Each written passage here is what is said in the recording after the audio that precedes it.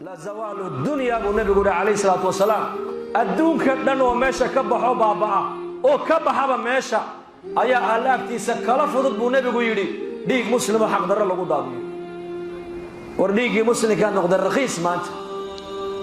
ديقي مسلم كان ايا لعق لو دادينيا oo dhul lagu daadinaya oo dukaan lagu daadinaya oo gaari lagu daadinaya oo aqal oo lacag yar lagu daadinaya dhiigii muslimka waa uquba inagu socoto waa cadaab goornu cadaabkaas yimiday waa markaan ka tagnay hadigii nabigeena kaleey salaatu wasalaam khalafna markaan khilaafnay hadigii nabigeena kaleey salaatu wasalaam ee muslimiintu ay ka fogaadeen kitaabka ilaahay ee sunnadii nabiga ay ka fogaadeen ee shaqadii diintana ay ka sii fogaadeen ayaa dhacday inaan diintii oo dhan ka fogaano dana markaas cadaabkii kullaba adduunka dusheeda inagu haysta maanta maxaa muslimka dhigiisa raqiis ka dhigay diintii kor inoo qaadi lahayd ee nacizayn lahayd ee karaamada inoo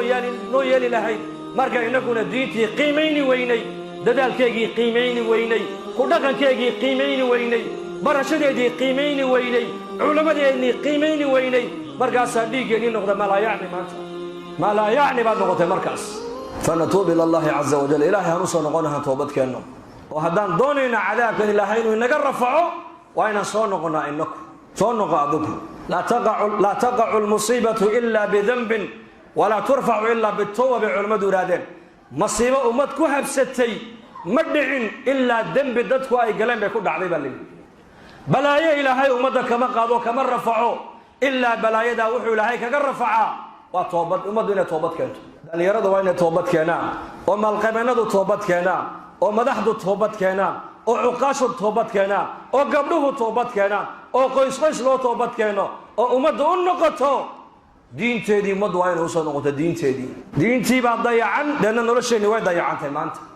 war kuwii halkaa ka tahriibay ka qaxay baan yurub ugu tagay waa dhaweyto way ooyaan iyakuna kuwii yurub u qaxay 30 sano ku noolaa ayagii dhashoodii baa isfahmila